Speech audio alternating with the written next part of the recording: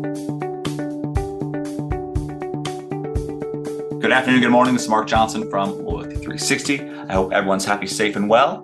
Wanted to welcome you back to another edition of our Authors and Academia series. We haven't had one in a while, but this should hopefully kick off a number coming up over the next couple of months. And in this series, we look at the topic and trends that impact customer loyalty and customer experience through a unique lens, an educated lens, if you will, hopefully to give an enhanced perspective on the challenge or opportunity facing our industry. Today, we have the pleasure of speaking with Doug Binder. Doug recently wrote a book entitled Gather, The Business of Coming Together. Events and gatherings are very important to those in the customer loyalty and customer experience space, even more today as brands are offering unique, smaller, targeted, both live and virtual events, small events based on surprise and delight and based on winning a sweepstakes. So they're very important to brands today. So the opportunity to get them right is important and impactful. You have the opportunity to meet your favorite chef, your favorite singer, or maybe even visit a theme park with a few of your most loyal friends in a small setting. So again, looking forward to the discussion. Doug, thank you very much for taking the time to talk to us today. I'm great, Mark. It's nice to see you. Absolutely. Thank you for taking the time to speak with us today.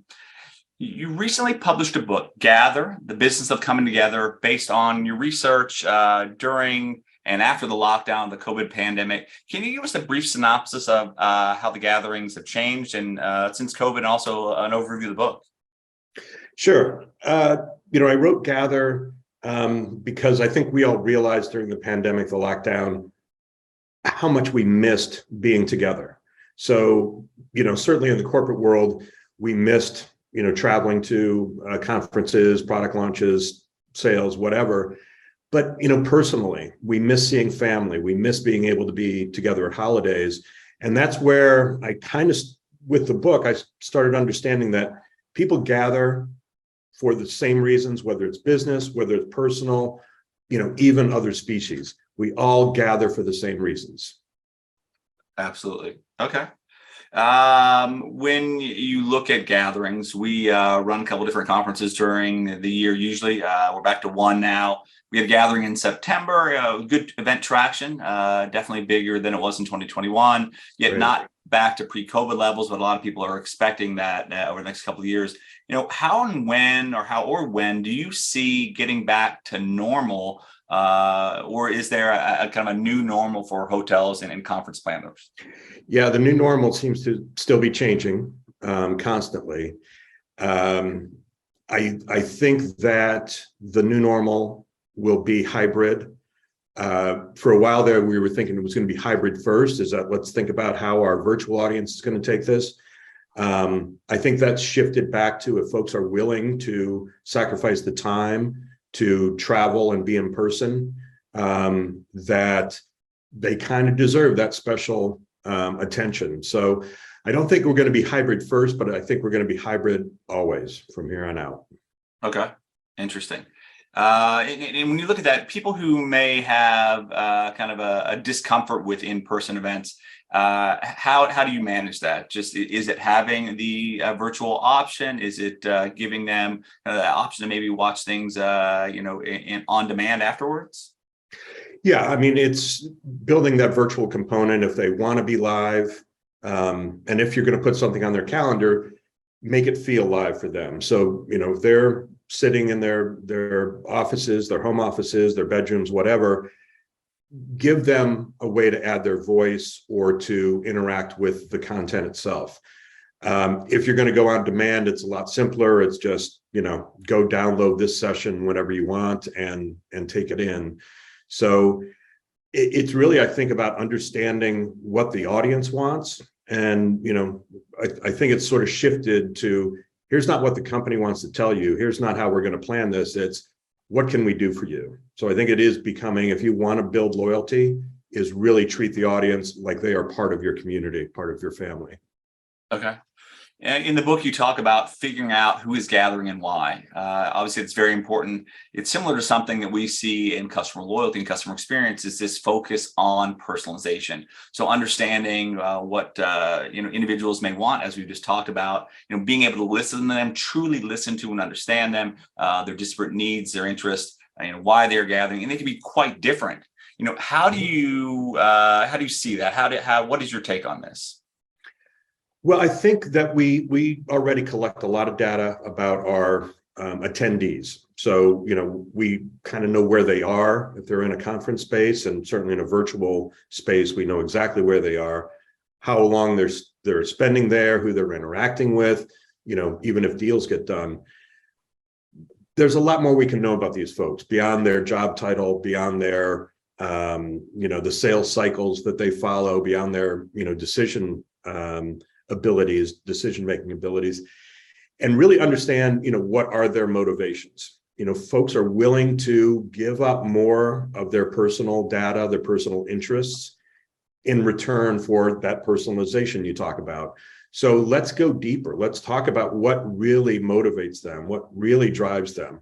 And again, I think people are more willing than ever, especially the younger generations, to give up that kind of information, that insight, and then really analyze that data. Don't just look at the percentages and say, well, we've got a bunch of, nerds here, we've got a bunch of foodies, is really understand what drives them. Why would they want to come to your event? What can you give them that no one else is giving them? So I think it's collecting more data and analyzing it more robustly. Okay. We obviously run our own gatherings, hopefully do 2 or 3 this next year. But many brands who are part of Loyalty360, from travel, retail, hotel, quick service restaurants, I'll get that right. They also have members that they run events for as well. So they run customer loyalty programs. There's a big push right now on experiential type offerings and surprise and delight. When you look at these events, obviously some could range from small to very big. How do you make these events safe, engaging, and as impactful as they may have been beforehand as you transition out of COVID? Sure. Well, safety has always been a priority, but certainly once we got around the pandemic and places opening back up, I think everyone wants to put safety first. So, that's the local protocols. It's what your company is willing to risk.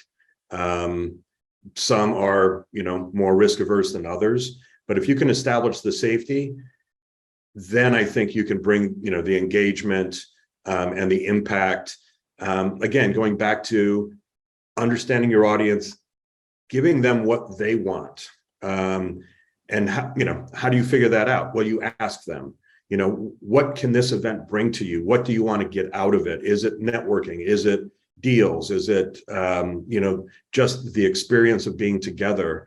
And then, design that content and design those benefits, make them clear to the audience that this is what you're going to get out of our event, no matter how you attend it, whether it's in person, virtual, just always keep that audience first. And, I think you're going to have a very loyal, very committed group of attendees. Okay. You mentioned the 4 pillars of gathering and get-togethers in the book. Can you detail what those are and what they mean for individuals who are running these type of events? Yeah, the book, anyone who's written a book, it flies around your head for years before it gets to the page. And when I kind of had a realization that every species gathers. So, bees in a hive, lions in a pride. Someone mentioned, dogs in a dog park. When it comes to humans, why we gather personally with family or with friends shares a lot in common with why we gather for business. And so the 4 pillars are: community is connecting with other like-minded folks, who have the same drive, have the same interests. Personal growth is another that I talk about in the book, which is really learning. It's being a mentor or a mentee. It is, sharing that helps you build, your own status within that community. So personal growth is number 2. Celebration, again, on the personal side, it's everything from birthday parties to, rock concerts to sports events, and same in business is celebrating achievements, celebrating accomplishments, whether it's, sales figures or a product launch or, a new company, a new acquisition. And then the fourth is pleasure. And on the personal side, I think we can find a lot of ways that we get pleasure out of those personal gatherings. In business, there's plenty of ways to do that too. There's the thrill, there's the surprise and delight that unlocks the endorphins. So how can you bring more pleasure into your business events and keep it on brand and keep it on message? Absolutely. When you look at events, you mention in the book that they can foster empathy and understanding. Can you detail that a little bit more? Yeah, I mean, empathy is everything. And I think coming out of the pandemic, it's even more. We've all been through something, I'm going to say unprecedented. I owe myself a quarter. But it is it is coming back to why we do this. It's about being human. And to be human as a company or a leader is being willing to share some of your own vulnerabilities, some of your own personal experiences, some of the things that you want to overcome in order to, again, be successful, sell more, grow your community. And I think that comes down to, in the book, I spend a lot of time talking about storytelling because everyone's got a lot of the same aspirations. Everyone's got some of the same insecurities. If you're willing to put that out to your audience, I think that they're much more willing to, bring their own openness to the conversation and the community. Absolutely. Yeah, there's a challenge traditionally with brands who have marketing programs or customer experience or customer loyalty efforts. There's a difference between hearing and actually listening to and understanding what the customers are asking for. And then when you do that, right, how do you action against that, which can be a big challenge as well. Yeah. And, in the book, I also talk about, again, storytelling is a whole chapter because that, I think, is what animates gatherings of any kind. But there's also something that's emerged, and you're probably familiar with story selling instead of storytelling. It's really using, again, the human triggers to impress upon a customer or prospect what this actually will do for them, how this would affect their lives beyond their jobs.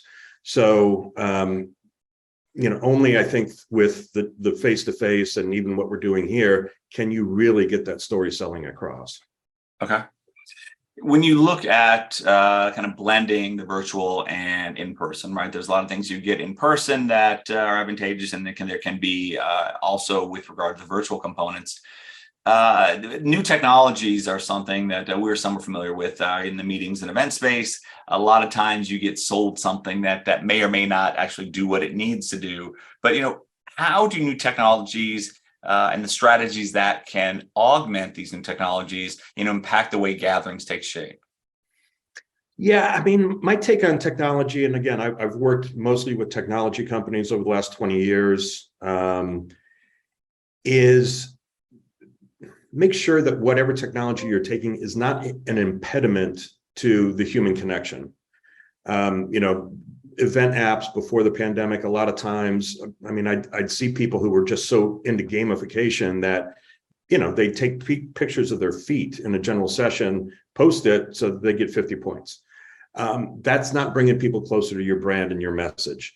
So when you think about technology, how do you create a connection?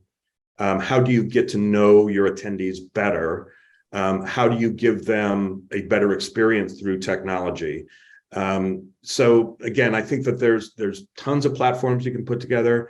In the last 2 years, 3 years, I think that event platforms have gotten better, but there's still so much that can be done to make the experience for a virtual attendee more enriching, and even on site to use technologies, whether it's digital signage, really good interactive kiosks or chatbots to make that experience more fulfilling for attendees. So I think there's a lot of work to do, but key to that is make sure it's bringing people closer together and closer to your brand and message. If someone has limited resources or limited means or kind of a smaller event, right? So there's a challenge with regard to potentially offering a traditional event or augmenting with, with live feeds or virtual events. How does one decide whether to offer a traditional event or having the virtual components or live feeds or to get it right? Is there an equation or a way to kind of measure the cost benefit and potential return, or both from a monetary perspective, but also from an engagement perspective? Well, yeah, I think the economies of events is completely disrupted. To do a conventional event 5 years ago, your budget was going to be mostly travel, entertainment, F&B, that sort of thing, venue costs. And then we got into the hybrid, and I think a lot of folks who watched the dollars realized, we're still being productive. We're still bringing this community together. We're still getting we're getting a huge return on our investment. So I have seen some of my clients realize that we don't need to bring 10,000 people to Las Vegas, which is something I used to love to do. But can you bring 1,000 people there and talk to 50,000 people who are staying home? So again, it's really shaken up the economies of where you invest and what your return is. But I have seen, and it's not great news for the live event business, but the financial parts of companies are saying, we don't need to spend that much money on this. Make it go virtual and keep it cheap. Okay, interesting. When you look at the industry as a whole, is there one thing that you would suggest or a piece of advice you would suggest to someone who is running these events to help them increase the impact, the efficacy, the efficiencies of what they do? Again, put the audience first. Too often the POV that a lot of event planners come with is, we've got you for 14 hours today. And so we're going to start with breakfast at 6 in the morning. We're going to have our first general session at 7. We're going to, give you lunch, and then we're going to have breakouts all afternoon. You get 15 minutes to freshen up and go to the evening event. I think that really just suffocates the attendee experience. I think you need to give them more power to choose how they want to spend their time, give them more downtime during a day to go do their own work. Give them activities in the afternoon. I'd say, sort of choose your own adventure that maybe isn't hardcore business, but it promotes culture. So more philanthropy, more group dynamics to maybe go off site and, visit one of the job sites, visit one of the stores, visit something that's maybe part of your supply chain. So again, we're not drilling hardcore messages into everyone 14 hours a day, but they're getting to know our culture. We're building that loyalty that this is who we are. We want you to become part of this and make this come to life.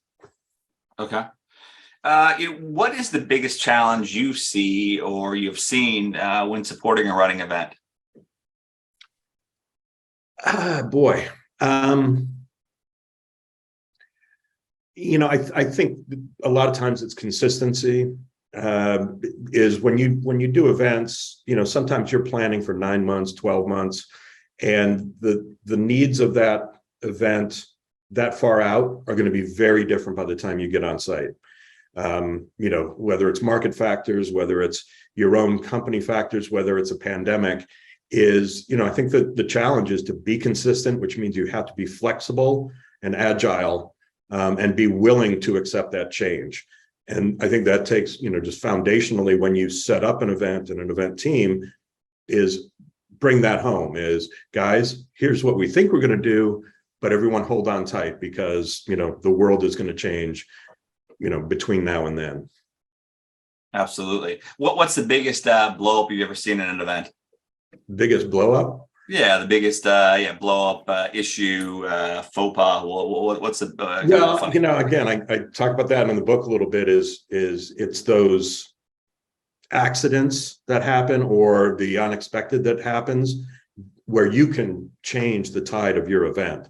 So, I was planning for a large multinational chip company dinner on the Great Wall of China.